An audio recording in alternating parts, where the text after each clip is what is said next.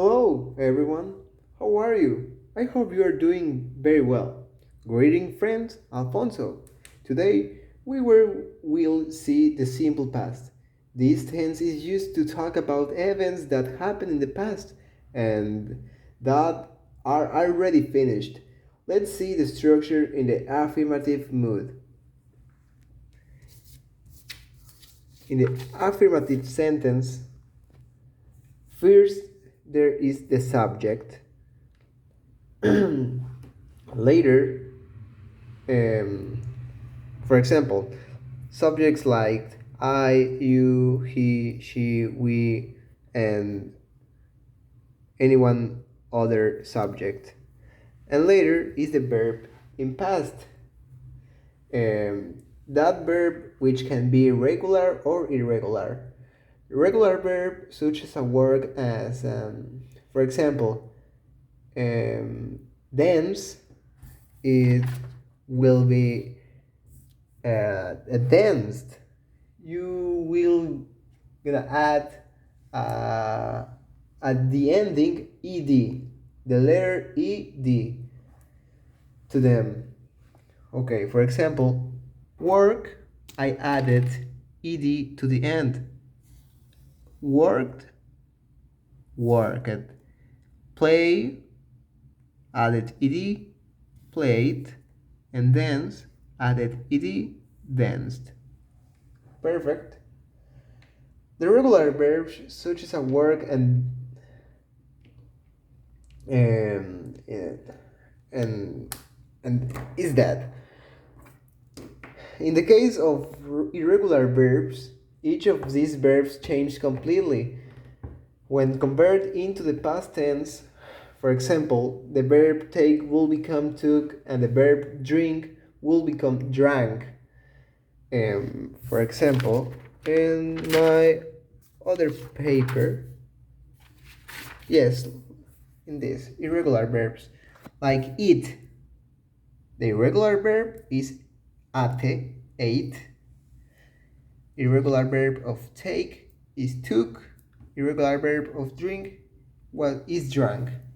In a sentence, the subject and the verb irregular and the irregular verb you drank. Perfect. Now we see the structure in a negative mode. Okay, we have the negative form. First is the subject plus the auxiliary did plus the negative auxiliary not. And finally, the verb is in present tense. Why the verb is in present tense and not in the past tense? Easy. Because be using did, we are already indicating that the sentence is in the past tense.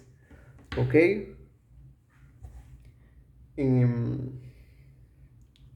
We have in the negative form the subject, did, the negative form, and the verb in present. For example, they didn't play. Why didn't? Because it's the contraction in did and not.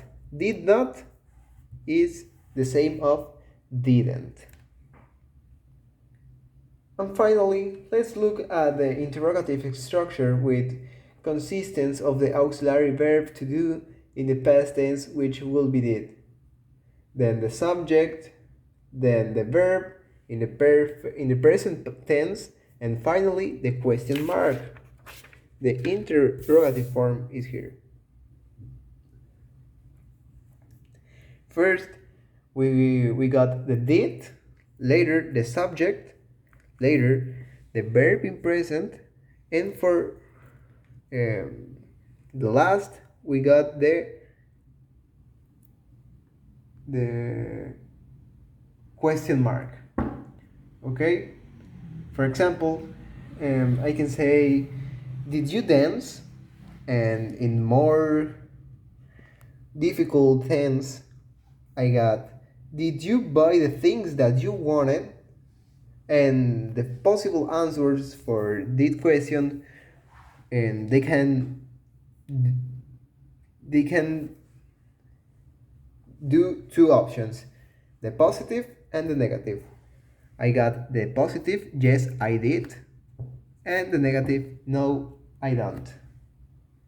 Well, this will be all for today. I hope it was helping you a little do not to forget. See you soon, and I hope you learn in this class in papers.